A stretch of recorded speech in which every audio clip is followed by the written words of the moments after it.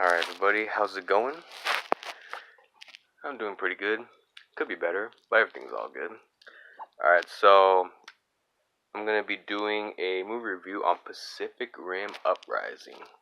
Now, to start off with, I'm not gonna be like those, people on YouTube that talk about the plot and think that the cinematography is amazing and it brings me deep within the atmosphere of the movie. I'm not gonna be like that. I'm just basically gonna be talking about the movie, what I like about it, what I didn't like about it, and some spoilers. So, a little warning: if you're planning to see this movie, uh, I'll just give you a warning when I'm about to talk about spoilers, so that way, if you want to watch the movie, you can just pause it there, and then you can come back to this video, and yeah, we can talk spoilers.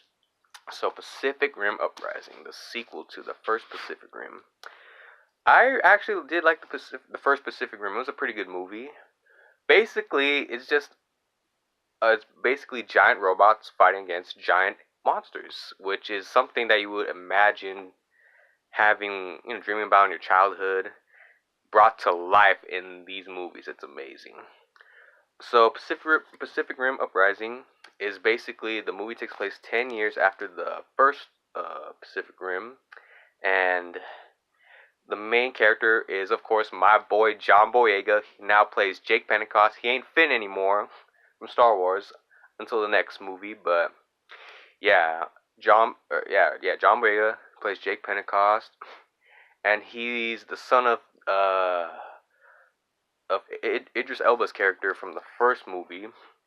He's an entirely different character. He's more of like a party boy, happy-go-lucky, uh, does whatever he wants, kind of like that bad boy style. But he does a pretty good job doing it. I thought at first I was like, I don't think I'm gonna like this dude. He's probably gonna be a douche, after seeing him as Finn in Star Wars.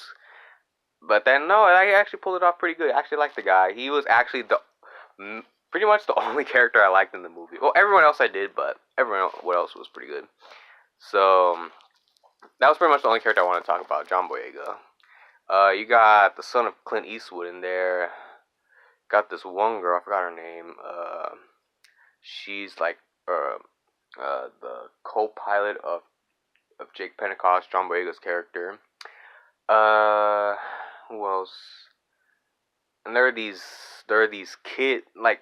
So this is pretty interesting. So the pilots now is like a new young generation of kids. It's not adults. They're like my age, like 20 or younger. So it's pretty crazy. They got that one kid from Jesse in that movie too. That one Indian guy. Yeah, I was like, hey, I recognize that kid from Jesse from Disney Channel. Yeah, he was pretty cool. All right, so things I liked about the movie. Obviously, the Jaegars, they look pretty badass. We got Gypsy Danger upgraded to Gypsy Avenger. That was awesome. A lot of new Jaegers. We got Saber Athena, Bracer Phoenix, Guardian Bravo. Um, oh, we got November Ajax, and what was the fifth one? The fifth one is a pretty interesting one because this is not a spoiler because it was in the trailer. It's one of the Rogue Jaegers, Obsidian Fury. Yeah, Obsidian Fury. Those are all the Jaegers, and a small BB-8 ball rolling one called Scrapper. Yeah, which was from that one girl that Jake Pentecost discovered. So yeah, the kaiju, which is I believe Japanese for monsters. They were pretty cool as well. They were pretty frightening, especially if you were a little kid, because there's a couple of little kids in the movie theater, and they were like kind of frightening. You can kind of hear from the sound of their voices when it happens. They were pretty cool.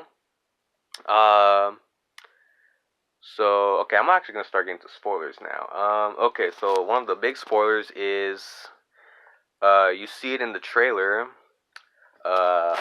Gypsy Avenger versus Obsidian Fury. So why are two Jaegers fighting when all the Jaegers are supposed to be together fighting against the kaiju, not Jaeger versus Jaeger? Because Obsidian Fury was controlled by a kaiju brain, so he got a kaiju monster brain planted into his data bank. All due to one of the scientists who has been controlled by the precursors, which are the aliens that sent those big giant kaiju monsters to Earth in the first place. So he's being controlled by one of them. The reason why the scientist was being controlled by okay, no, the scientist. So this is okay. This is one of the big spoilers right here. The scientist is actually being manipulated by the aliens because this was so. This was actually like the awkward moment in the movie where the scientist goes into his room.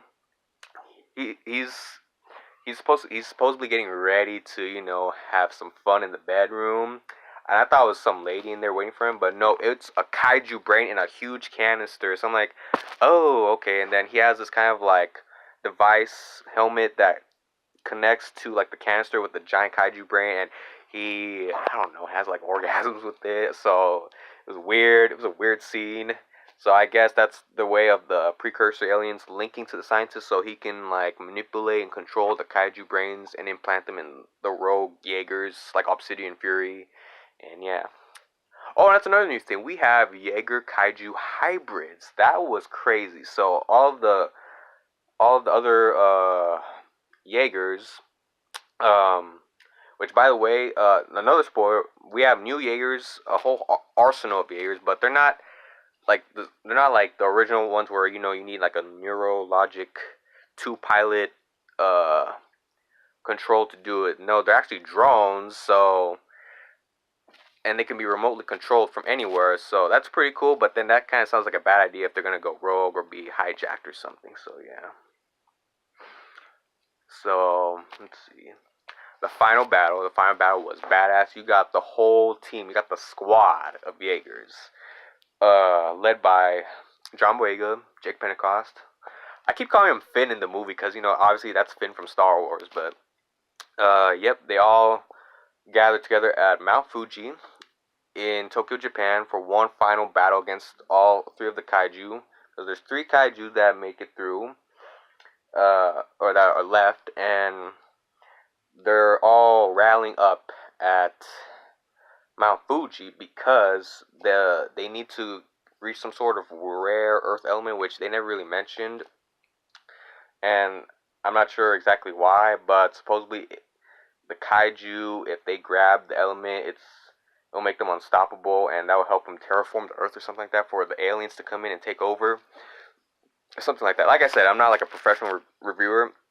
I'm just saying my opinions of the movie and talking about it, what I liked, didn't like, and so of course there's gonna be some spoilers when I talk about it. What else? So of course, in the final battle, uh, Jake Pentecost and one girl, I forgot her name, sacrificed the Gypsy Avenger by having Gypsy Avenger robot fly super high up into Earth's atmosphere and plummeting down like a meteor, crashing into the giant kaiju, destroying it once and for all, because that kaiju was almost unstoppable. It took out all of the Jaegers except for, luckily, Gypsy Avenger. So, and its armor was so strong that the only way to penetrate and destroy that mofo was to Superman meteor strike into it. So yeah, they saved the world once again, and yeah, pretty much it. It was a good movie, lots of action, way better, way more action, better action than the first one. And the thing about the first one, if you remember, it kind of tried to be like a film, and a film and a movie are similar, but they're different. A film is like it's kind of like story based, I believe, and focusing on like there's a difference. So if you were to look up the difference, you watch both movies, you'll know what I mean. There's a difference between a film and a movie. So yeah, Pacific Rim. It's supposed to be a movie, but it tried to be a film. This one, it knows it's a movie, so it was a movie, and that's what made it good. So yeah, I never really mentioned why I didn't like. Okay, so and this was in both Pacific Rim. I don't. Okay, so obviously in all the fights with the Jaeger and the Kaiju, and obviously they're in cities. Especially in the final battle, the Tokyo just got destroyed. I don't know if everyone evacuated, but there was a bunch of buildings being destroyed and vehicles. I was just hoping that they all evacuated. If not, man, they're all dead. Not just killed by the kaiju, but by the Jaegers as well. Because man, there was this one scene where Gypsy Avenger was using a gravity weapon to freaking topple 5 buildings on top of one of the big monsters, and I'm like, I really hope there weren't people in there. which I had a feeling there were, and I'm like, yo, you're supposed to be protecting the city, not trying to kill everybody, you know. But I don't know. But I'm not gonna lie, it was cool, but it was kind of messed up when you think about it. But then I don't know, they could have evacuated. What else? Another thing I didn't like about the movie. Um, maybe there was a couple scenes where they talked a little bit too much, you know, too much talking. But then it's fine because you it's part of the movie. It helps you understand what's going on. So yeah, but the first one had a lot more talking. Um, hmm. Yeah, I guess that's it. I mean, obviously, I really did like the movie. And of course, there's actually they state at the end that there is going to be a third movie. Jake Pentecost himself talks to the scientist that you know got brainwashed by the aliens, the precursors, and he tells the scientist to send them a message saying, if they bring kaiju to our world, don't worry about it, because next time we're coming to their world. And I'm like, damn, my boy Finn, that's what's good, you know. Yo, if they're gonna be going to their world, they're gonna need a whole arsenal, like freaking thousands of Jaeger robots to infiltrate the world and stop the alien race from taking over Earth. So yeah, it's a really good movie. Lots of robot action. If that's what you want, boom, you got it. Lots of destruction, devastation, monsters. Yep, this movie has it all. So I would give this movie a.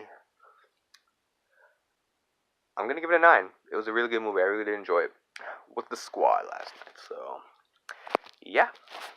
So thank you guys for tuning in and watching. And yeah, like I said, this is my first review, so hopefully I get better at it. And yeah, thanks. Have a good night.